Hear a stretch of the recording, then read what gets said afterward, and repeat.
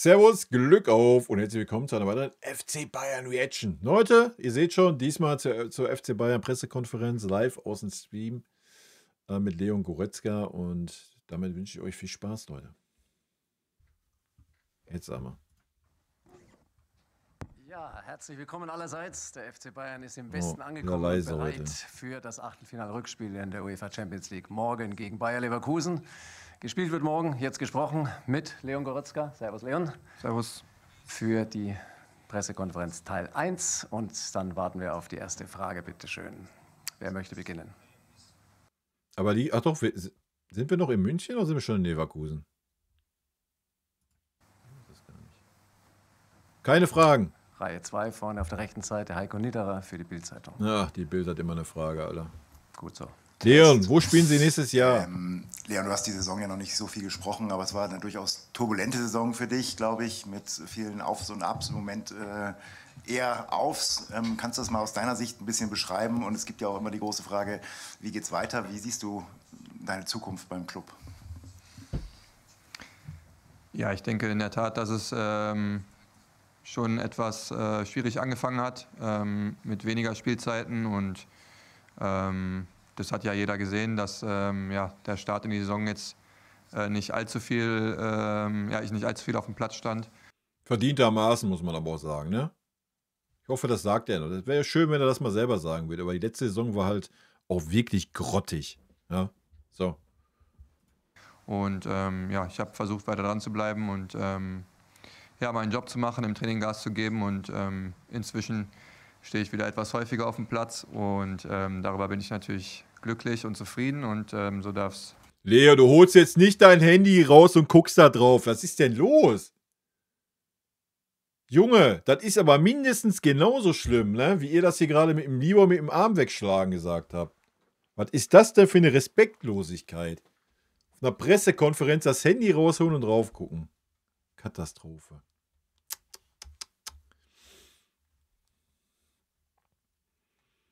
Wieso hat der Leon seine Haare machen lassen?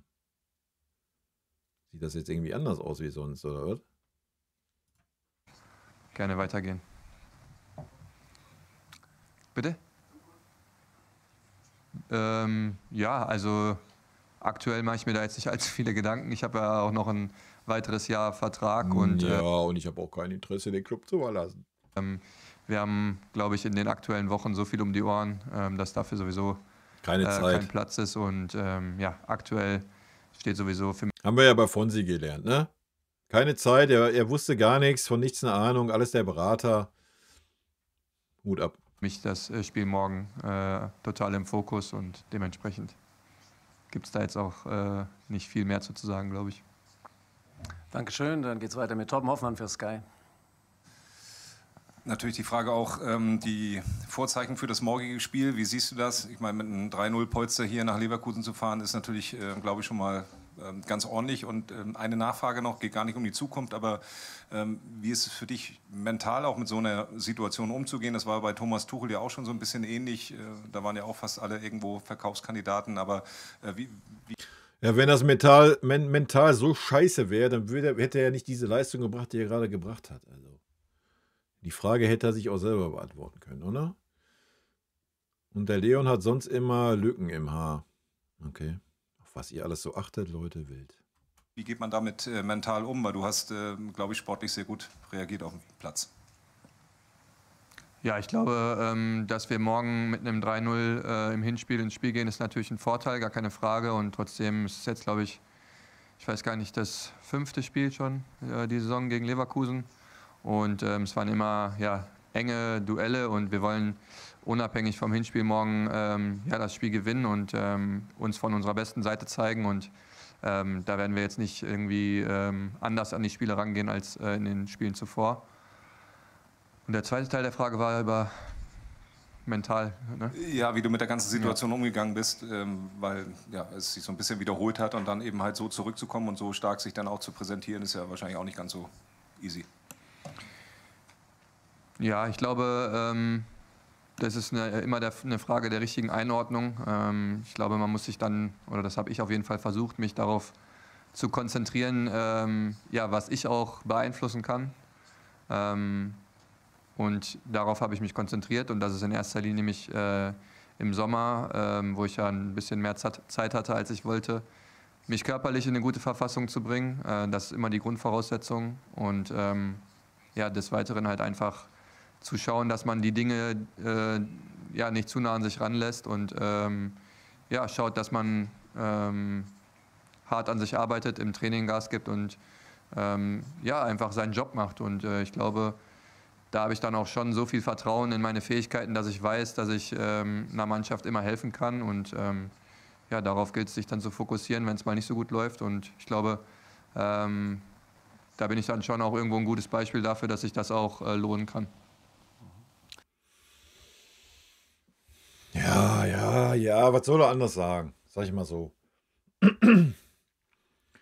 Weiß ich nicht. Ja, auch das hätte er auch schon ein Jahr vorher machen können. Ja, und da war schon schlecht. Hätte man sich ja auch schon mal darauf fokussieren können. Also klar, erstmal Chapeau, ja, dass er, wenn er schon den Verein nicht wechseln möchte, dass er da nicht abschenkt, ja, und sagt so, oh ja, alles gut, ich kriege ja meine Kohle drauf geschissen. Das ist schon gut, dass er sich reinhaut und macht und tut. Ja. Lob und Anerkennung meinerseits. Wird für die neue Saison nichts ändern. Ja. Wird auch für die Saison nichts ändern. Er profitiert halt einfach davon, dass die anderen alle verletzt sind. Ja. Und dass man Conny Leimer als Rechtsverteidiger sieht, anstatt im Mittelfeld. So. Das ist der große Punkt, wovon Leon profitiert hat.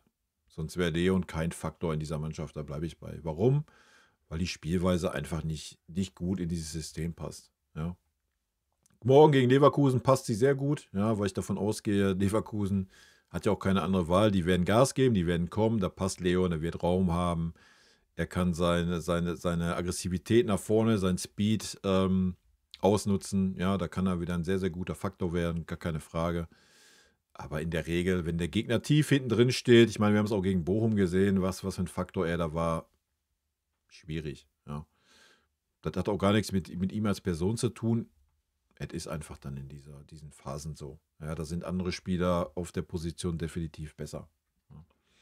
Und von daher wird das auch im Sommer schwer haben. Ich meine, wir haben noch einen Tom Bishop verpflichtet, der auch eher ein Achter ist wie ein Sechser, der auch eher kreativer ist. Also es wird nicht einfacher für Leon werden. Ja.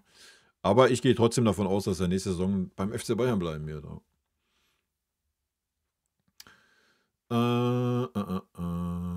Janik vom Discord, schön auch hier dabei zu sein. Servus. Schön, dass du da bist. Und erstmal danke für dein Prime hier. Vielen lieben Dank. Kommt der Livestream auch als Video danach auf Twitch? Das weiß ich noch nicht. Ich hoffe, das werde ich sehen. Aber auf jeden Fall auf YouTube, ja. Dann ist der Sitznachbar an der Reihe, Stefan Kumberger für Sport 1. Hallo. Leon, du hast ja lange Zeit mit uns nicht gesprochen, hast meistens nur in Anführungszeichen Superflash-Interviews gegeben, wo es sehr sportlich zugeht. Inwieweit war das von dir auch eine Ja, fragt euch mal warum. Ja? Fragt euch mal warum. bewusste Entscheidung, nicht medial aufzutreten? Und wie würdest du dein Verhältnis zum Trainer beschreiben, der ja doch viel Einfluss hat darum, ob du spielst oder nicht?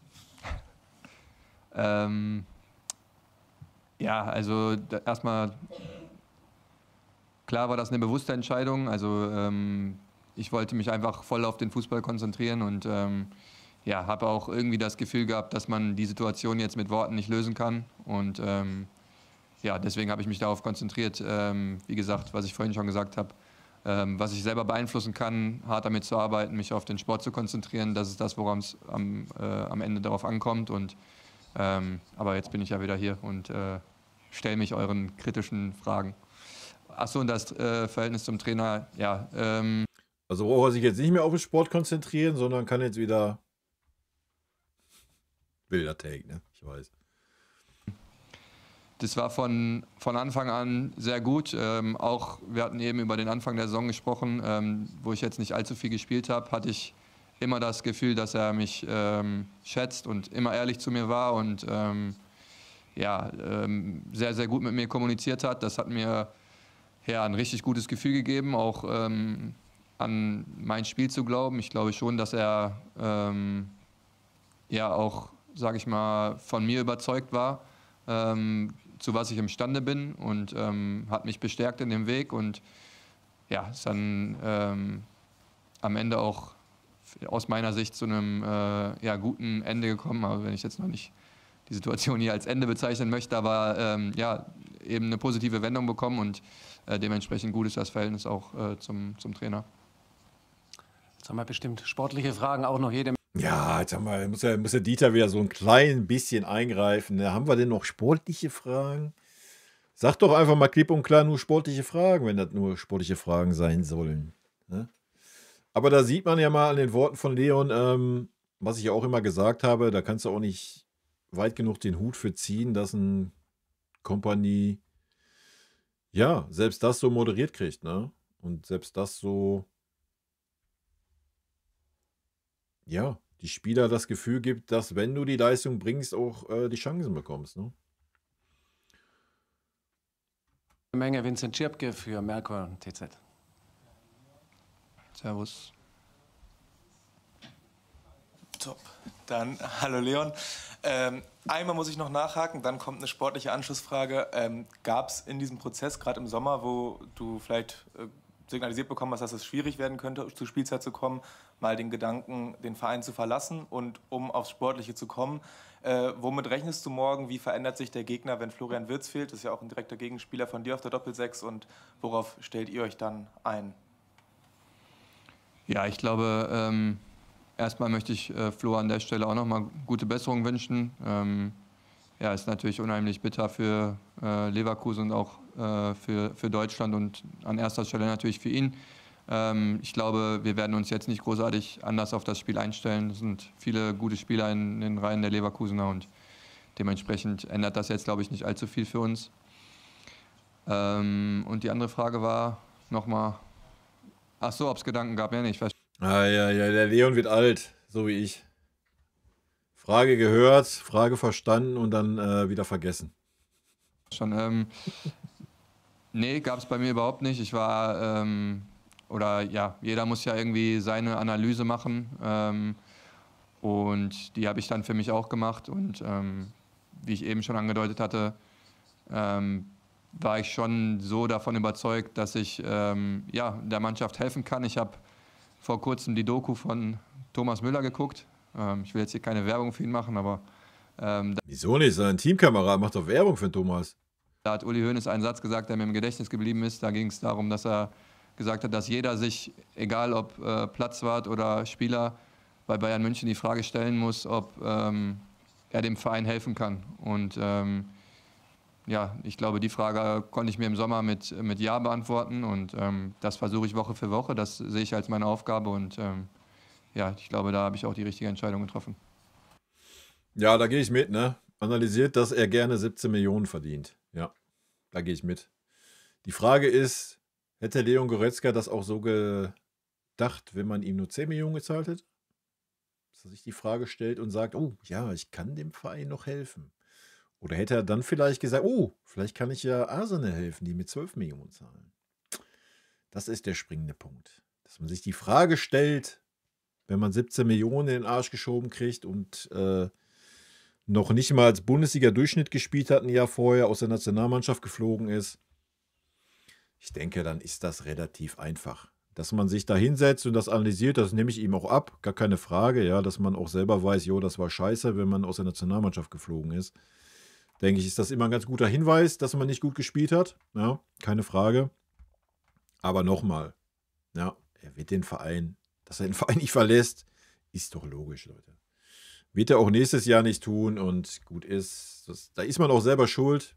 So, da müsste man gar nicht den Leon in die Schuhe schieben oder sagen, ey, was weiß ich, kannst du nicht bringen. Doch kann er hat den Vertrag und der Vertrag läuft noch ein Jahr und das ist auch völlig fein. Ja, und nochmal, wenn man dann so reagiert, wie er reagiert und sich nicht hängen lässt, wie es so ein Serge Gnabry tut oder ein Leroy Sané, alles gut. Ja, dann habe ich da relativ wenig Kopfschmerzen mit. Man hat diese Verträge geschlossen und da muss man damit leben und diese Verträge halt auch durchziehen. Ja? Und das ist völlig legitim. Das ist man als Verein dann selber schuld, wenn man solche Verträge schließt. Sollte man vielleicht in Zukunft mal gucken, dass man Verträge vielleicht ein bisschen mehr an die Leistung knüpft. Ne? Das wäre vielleicht mal eine gute Idee. Nächstes Martin Volkmar für RAN Sat.1. Ja, hallo. Eine Frage. Wo sehen Sie die Mannschaft unter Vincent Kompany, wenn Sie es mit den letzten 2 Trainern... Ach, weiß ich nicht. Also ich lese mal kurz vor. Ich bin ehrlich, bei Leon glaube ich, dass schon er sich mehr identifiziert mit dem Verein als Serge und Leroy. Boah, das weiß ich nicht. Ja, ich tue mich da schwer mit, wie gesagt, wir können erstmal davon ausgehen, dass alle 3 in der gleichen Gehaltsregion sind. Weiß ich nicht. Ich weiß nicht, ob ein Leon sich mehr mit dem Verein identifiziert, als es ein... Boah. Mag vielleicht sein, ja. Aber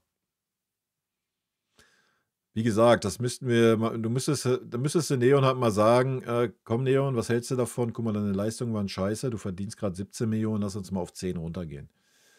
Damit der Verein Spielraum hat. So, das wär mal ein guter Take. Ja? Und dann können wir mal sagen, ob der Spieler sich da mit dem Verein identifiziert oder nicht. Weil wenn er das dann tut und das Wohl des Vereins im Blick hat, dann würde er ja von sich aus sagen, ja, können wir gerne machen. Wenn meine Leistung wieder passt, gehen wir aber wieder hoch. Ja, ist total utopisch, passiert in der heutigen Zeit nicht, brauchen wir nicht drüber reden, ja. Aber ich finde es schwierig, Leute, wir reden über einen Spieler, der 17 Millionen verdient. Ja.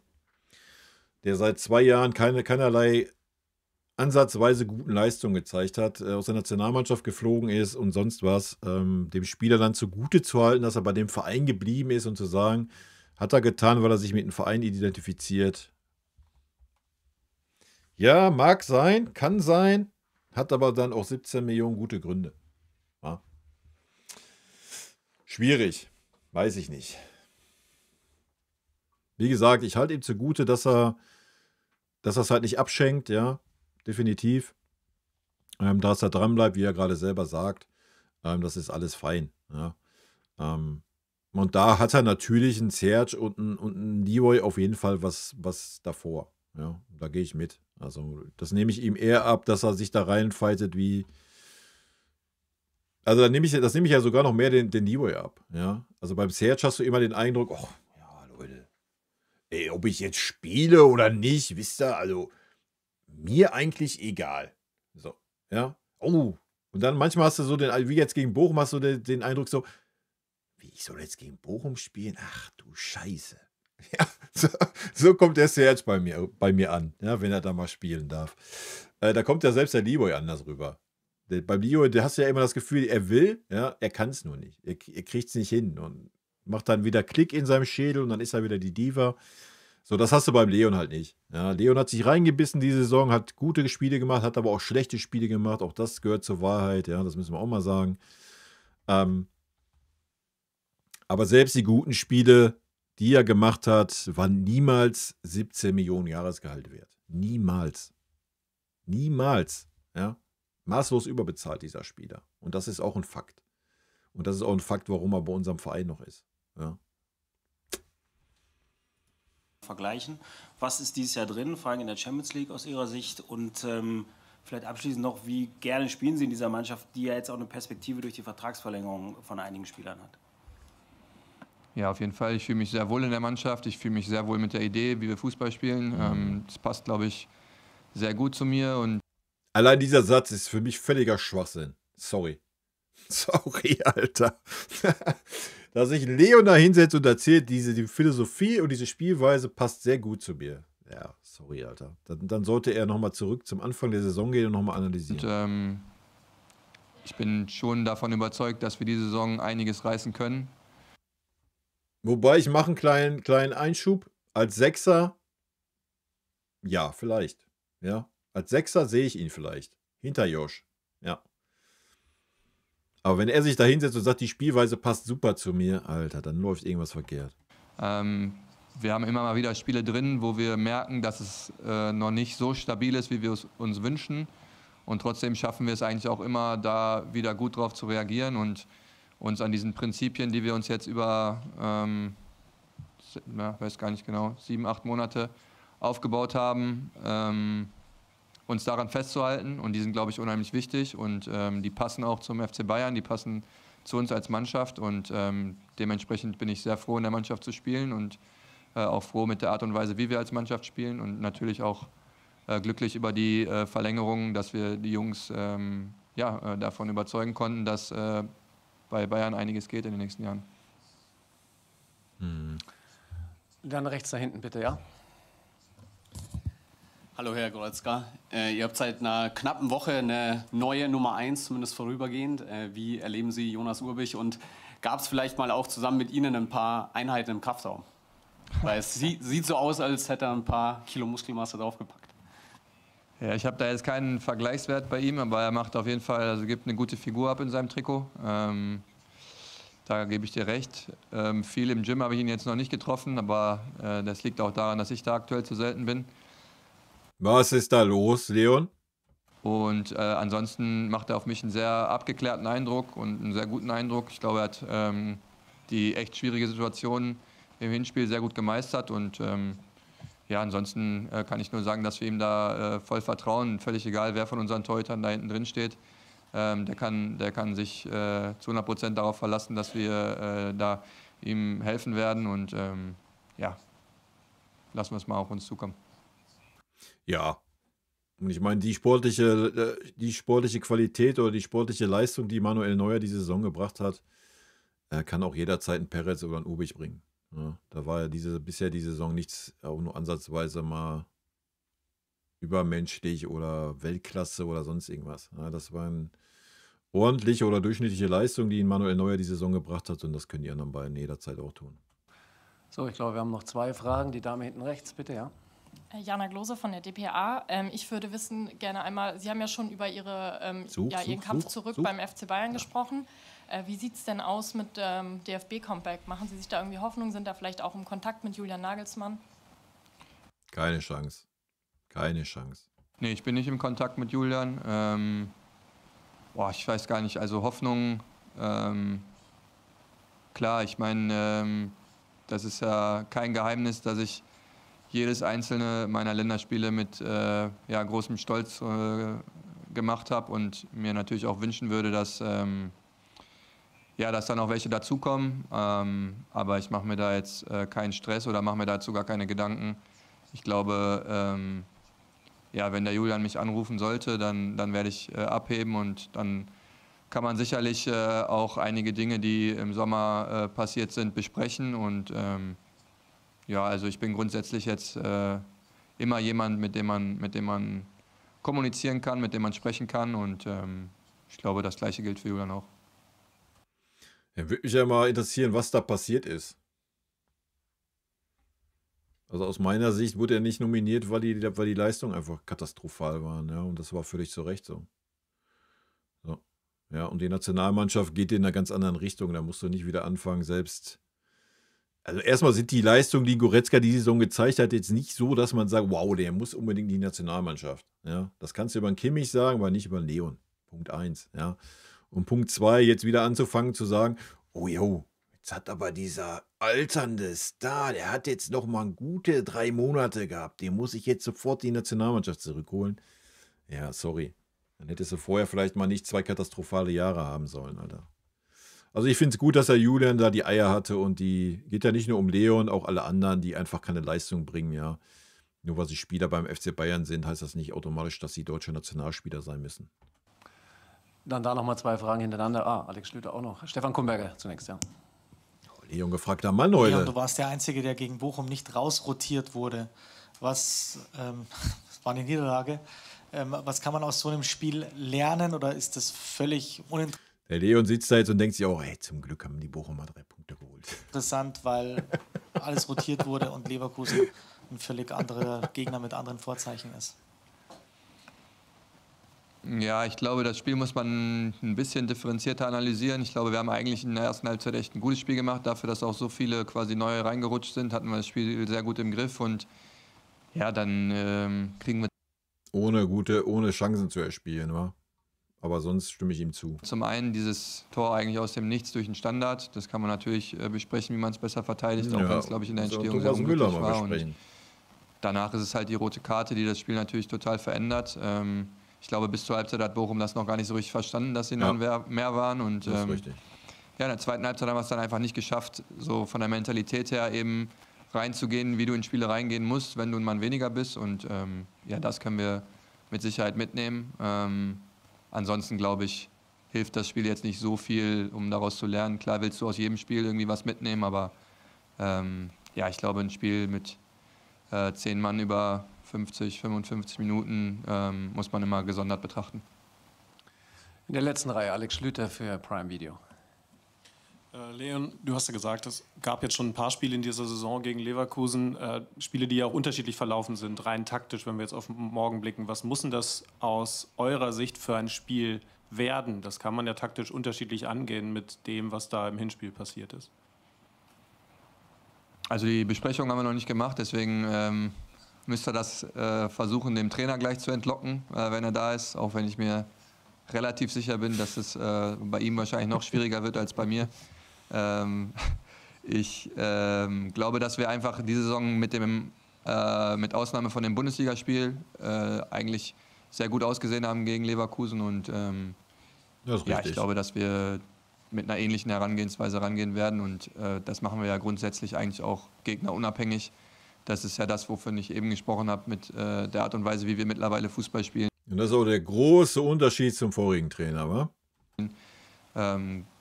Ja, glaube ich nicht, dass wir uns da häufig an den Gegner anpassen. Okay, dann Torben Hoffmann noch einmal. Leon, noch mal was Positives. Der Rekordnationalspieler Lothar Matthäus hat sich ja auch noch mal zu dir geäußert, hat gesagt, dass du ihm ja, so als Spieler am nächsten kommst, Box to Box, und hat auch die Kritik.